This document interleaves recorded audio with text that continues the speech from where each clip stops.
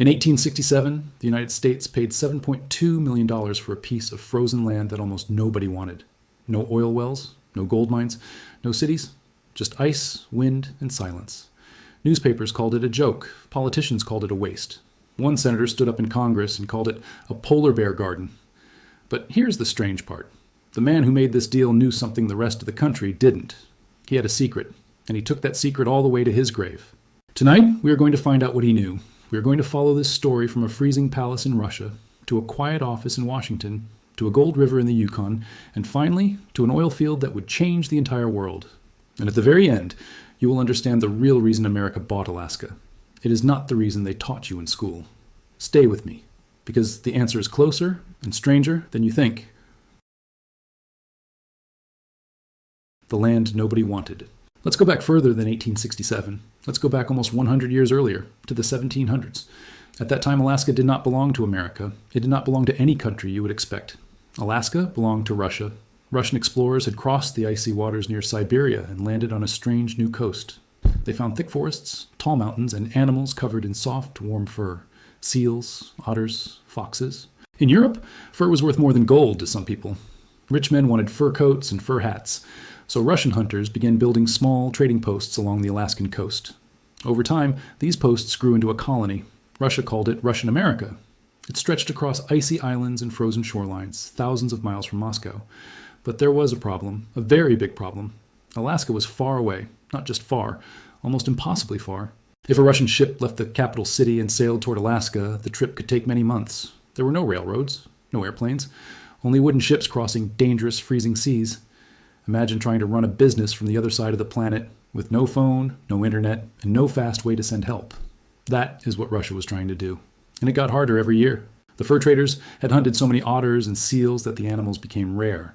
The easy money was drying up. Russian trading companies were losing profit. Some were going broke. Meanwhile, something else was happening far away in Europe. Russia was getting nervous. In the 1850s, Russia fought a brutal war called the Crimean War. It was a war against powerful countries like Britain and France. Russia lost badly.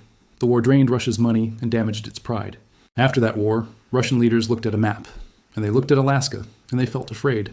Britain controlled Canada right next door to Alaska. If another war broke out, British ships and soldiers could easily sail up and take Alaska for free. Russia would not be able to defend it. It was simply too far from home. So a terrifying thought began to form in the minds of Russian leaders. What if we lose Alaska anyway? But for nothing. What if, instead of losing it in a war, we could sell it first? At least then we would get something for it, instead of losing it all. This idea did not stay secret in Russia. It reached the ears of one man, a young Russian prince. His name was Grand Duke Constantine. He was the brother of the Russian Tsar, the emperor of the entire country. Duke Constantine looked at the empty land, the shrinking fur trade, and the fear of losing everything in a war. And he wrote a letter. That letter would begin one of the strangest deals in history. But there is something you need to know. Somewhere far across the ocean, in a completely different country, a man was about to receive this offer, and almost nobody would understand why he said yes. Keep watching, because his name is coming next, and so is the secret. A secret offer crosses the ocean.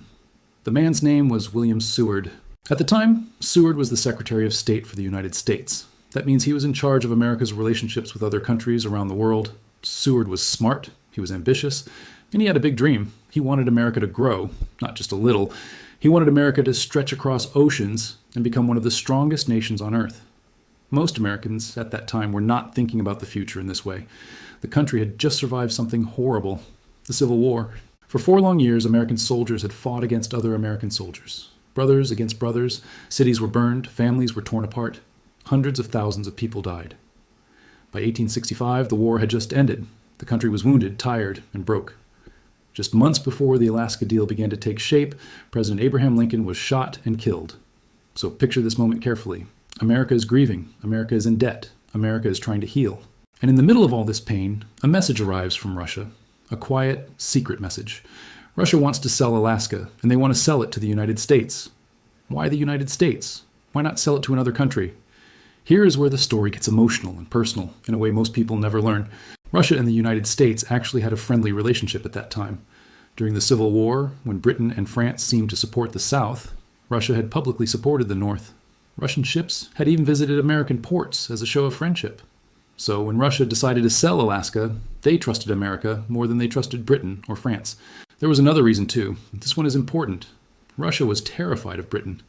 If Russia sold Alaska to the United States, it would block Britain from expanding along the west coast of North America. It would keep their old enemy from getting stronger. So the Russian government quietly reached out to Seward. Seward jumped at the chance. But why? Why would a man want to buy a frozen, distant, unknown land right after his own country had just survived a devastating war? This is where we need to slow down and really feel what was happening inside Seward's mind. Seward believed something most people around him did not believe. He believed Alaska was not just ice and snow. He believed it held hidden value, furs, fish, minerals, and something even bigger, a stepping stone toward the Pacific Ocean and Asia. He believed that whoever controlled the far north of the continent would one day control powerful trade routes. But convincing others of this dream would not be easy, because most of Congress and most of the American public saw Alaska only one way, a useless block of ice. Seward moved quickly and quietly. Late one night, in March of 1867, a Russian messenger arrived at Seward's home. The deal needed to be signed immediately before anyone in Russia could change their mind. Seward was playing cards with his family when the message came. He did not wait until morning. He said, "Let's make the treaty tonight." His family and staff rushed to his office. Candles were lit. Papers were prepared. In the middle of the night, while most of the city slept, American and Russian officials sat down and signed the agreement. The United States agreed to pay $7.2 million for Alaska. That is about 2 cents per acre. It seemed like an unbelievable bargain to Seward. But when the sun rose the next morning and the news reached the public, the reaction was not excitement. It was fury and mockery and laughter. And that reaction would follow Seward for the rest of his life, because almost nobody understood what he had really just done. Seward's folly. Imagine working for years on something you believe in deeply, something you truly think will help your country, and then imagine the entire nation laughing at you for it. That is what happened to William Seward. When newspapers reported the Alaska deal, most people were shocked. Not shocked in a good way. Shocked in an angry, confused way. $7 million was an enormous amount of money in 1867. Enough to build hospitals, schools, and roads. And Seward had just spent it all on ice. Newspapers began mocking the purchase with cruel nicknames. They called it Seward's Folly. Folly means a foolish mistake. They called it Seward's Icebox. Some cartoonists even drew pictures of frozen wastelands, polar bears, and blocks of ice with price tags on them. One newspaper joked that America had just bought a sucked orange, meaning something already used up, with nothing left to give. People imagined Alaska as nothing but snow, ice, and empty tundra, stretching endlessly with no purpose. Politicians criticized Seward in public speeches. Some accused him of being tricked by Russia. Others said he had wasted taxpayer money on a personal obsession. Can you imagine how that must have felt? Seward had believed deep in his heart that this purchase was one of the greatest achievements of his career. He saw it as a bold step toward America's future. But instead of praise, he received ridicule. Yet Seward did not back down. He defended the purchase again and again. He told people that history would prove him right one day. He said future generations would understand what he understood now. But even Seward could not have imagined just how right he would turn out to be. Because underneath all that ice, hidden beneath the frozen ground, something was waiting. Something Seward never lived to see. Something that would turn Seward's folly into one of the smartest purchases in American history. But before we get to that reveal, we need to understand what actually happened after the sale, because the story does not end with a signed piece of paper. It continues with real people trying to survive and thrive on this strange, cold land. And their story will break your heart, and then completely change how you see this deal. Ice, gold, and forgotten people. When the United States took control of Alaska in 1867, they did not send scientists to study its riches. They did not send farmers to build towns. For nearly 17 years, the American government mostly ignored Alaska. There was no official local government there, no real laws, few soldiers. It was almost like America bought a house and then forgot to move in. Some historians even called this time the era of total neglect. Meanwhile, the people who had lived in Alaska for thousands of years, native groups like the Tlingit, the Aleut, and the Inupiat, continued their lives much as before. They fished, they hunted, they built strong communities in one of the harshest climates on Earth. But their homeland had just been bought and sold without anyone ever asking them. Imagine waking up one day and learning that your home now belonged to a different country without you having any say in the decision. That is exactly what happened to Alaska's native peoples. For years, most Americans still believed the land was worthless. Alaska sat quietly, misunderstood and mostly forgotten. Then, in 1896, everything changed in an instant. Gold. Prospectors discovered massive amounts of gold near the Klondike region, close to the border between Alaska and Canada. Word spread like wildfire. Newspapers published thrilling headlines about rivers filled with gold. Thousands of ordinary people, farmers, shopkeepers, dreamers, dropped everything they owned and rushed toward Alaska, hoping to strike it rich. This event became known as the Klondike Gold Rush. Suddenly, the useless icebox was flooded with hopeful travelers. Port towns exploded in size overnight. Ships packed with eager gold seekers sailed toward Alaska's shores. Not everyone found gold. Many people faced brutal winters, disease, and heartbreaking failure. Some lost everything, including their lives in the frozen mountains. But this rush proved something powerful. Alaska was not empty. It was rich with resources nobody had truly explored before. Suddenly, the newspapers that once mocked Seward began to change their tone. Maybe Seward's folly wasn't so foolish after all. But gold was only the beginning. Alaska had another secret buried deep beneath its frozen ground. A secret so massive it would one day power millions of homes and cars across the entire country. And this secret is directly connected to the real reason America bought Alaska in the first place. We are getting closer now to the answer, just a little further. The strategic prize. Let's step back for a moment and look at the bigger picture. Because gold was exciting, but gold is not the true reason Seward wanted Alaska. Remember, Seward dreamed of America becoming a powerful force stretching across oceans, reaching toward Asia and the Pacific. Alaska gave America something incredibly valuable: location. Look at a map. Alaska sits at the very top of North America, close to Russia, close to the Pacific Ocean, and close to important shipping routes. By owning Alaska, America gained a massive coastline, filled with natural harbors perfect for ships. It also gained access to rich fishing waters, some of the best in the entire world.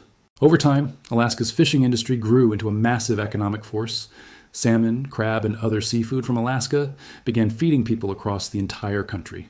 And there was something even bigger at stake: military position. During the 20th century, the world faced terrifying new dangers. Two massive wars, World War I and World War II, reshaped the entire planet. During World War II, Japan actually attacked and briefly occupied small parts of Alaska. This was the only time in modern history that a foreign military successfully invaded American soil in the West. Because Alaska was already part of the United States, America could defend it, supply it, and eventually push the invaders out. Imagine if Alaska had still belonged to another country back then. It could have become a dangerous launching point for attacks against the American mainland. Alaska's location also became critically important during a long, tense period after World War II, known as the Cold War. During this time, the United States and the Soviet Union, which had grown out of the old Russian Empire, became fierce rivals. Both countries built powerful weapons and watched each other closely, always fearing an attack. Alaska sits incredibly close to Russia. In fact, in one narrow area called the Bering Strait, only a few miles of icy water separate the two countries. Because America owned Alaska, it could build radar stations, military bases, and early warning systems to detect any threat coming from across that freezing water. Alaska essentially became America's watchtower, standing guard against the other side of the world. Seward could not have predicted the exact wars or exact dangers of the future, but his instinct was right. Whoever controlled that frozen land controlled a critical piece of global power. But now we finally arrive at the deepest secret, the one hidden far beneath Alaska's icy surface. The discovery that transformed this misunderstood purchase into one of the most valuable land deals in human history.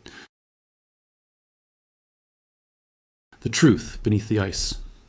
In 1968, exactly 101 years after the United States bought Alaska, workers drilling deep into the frozen ground near a place called Prudhoe Bay made an incredible discovery: oil, not just a small amount, one of the largest oil fields ever discovered in North America. Beneath all that snow, beneath all that mockery and doubt, Alaska was sitting on a treasure so massive it would reshape America's entire energy industry. To bring this oil to the rest of the country, workers built an enormous pipeline, stretching about 800 miles across some of the harshest terrain on Earth. It was an incredible feat of engineering, crossing mountains, rivers, and frozen tundra. This pipeline began carrying millions of barrels of oil every single day, fueling homes, cars, and factories across the United States. Alaska, once mocked as a frozen wasteland worth nothing, became one of the most valuable pieces of land America had ever acquired. $7.2 million, once considered an outrageous waste of money, now looks almost impossibly small compared to the true value of Alaska's gold, fish, oil, and strategic power. So now, finally, we can answer the question we promised at the very beginning: why did the United States really buy Alaska? The full truth is layered, like ice covering something deep and valuable underneath. On the surface, it was about escaping a bad deal for Russia and forming a diplomatic bond between two nations. Beneath that, it was about Seward's personal vision, a dream of American power stretching toward the Pacific and Asia decades before anyone else could see that future. Beneath that, it was about military protection, giving America eyes and ears against dangerous enemies across a narrow, icy strait. And deep beneath all of that, buried in gold rivers and hidden oil fields, it was about resources nobody could have fully imagined back in 1867. Seward never lived to see oil flow through that pipeline. He never saw gold rushes fill Alaska's ports with hopeful dreamers. He died in 1872, still mocked by many, still defending a decision almost nobody believed in. But he was right. He looked at a frozen, silent, misunderstood land and somehow saw its hidden value long before anyone else could. Sometimes, the most important decisions in history are the ones that look foolish at first and only reveal their true brilliance decades later. Alaska was never just ice. It was always a secret waiting patiently to be discovered. And now, you know the secret too.